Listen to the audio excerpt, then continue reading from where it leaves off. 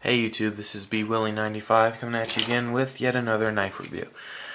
This is the Benchmark Backpacker, a little bit modified by me, but we'll get into that in a minute. I'm going to start with a sheath here. The sheath, I'm not sure honestly what it's made out of. It's a decent sheath. It holds the knife relatively well. I mean, I'll show you. I'm shaking pretty hard. And it's not going anywhere. It's in there really nicely. It's got 3 rivets per side, so 6 rivets.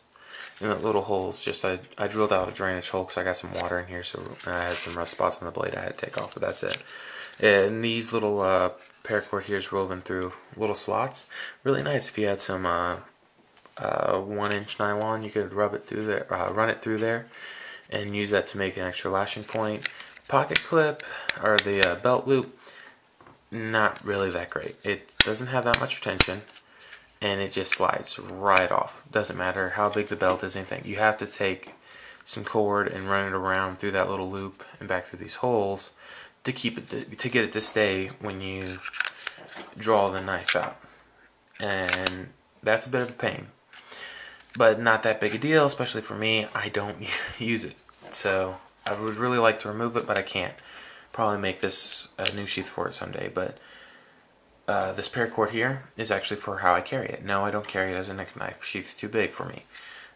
What I do is I carry it as a backpack fixed blade for my EDC bag. I believe I showed that in my EDC bag video. And I just loop this around one of the D-rings in my Condor compact assault bag, and I stick this down in a hydration pouch like this, and it sits like that.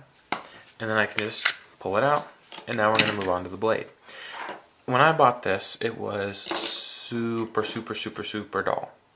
Like when it cut paper dull. So yeah, that wasn't the best, but the quality of the grind and all that kind of stuff was enough that I wasn't that disappointed with it, and it was an impulse buy. I wasn't going to try to take it back. So I did my best with a freehand stone and got a working edge on there. It tears more than it cuts, but it'll get the job done. I got tired of the scales that come on here, so you can see some of the original holes for it. It's a squish in place, so I pried those off, scrubbed the glue, and then did a simple paracord wrap. I probably won't do a video on this just because I don't like it. I didn't like the way really it came out. I didn't like the process, so I'm probably not going to share that. I did put some lanyards on here because my large hands gives my pinky somewhere to rest.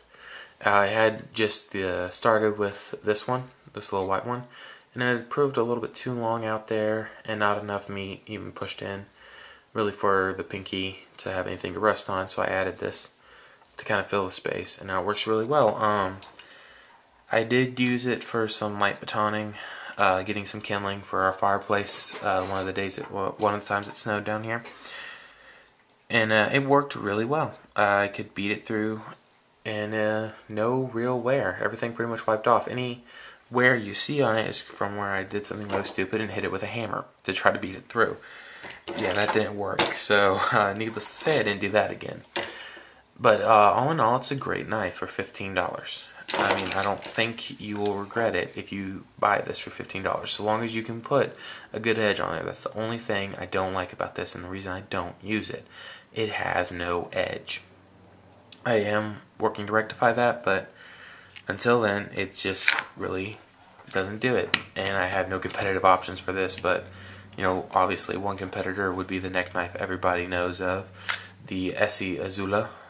I believe the Azula is actually a little bit larger, so that maybe the smaller of Essie's little neck knives, like the Azula 1, I believe it is, and their new one, which I can't remember the name of.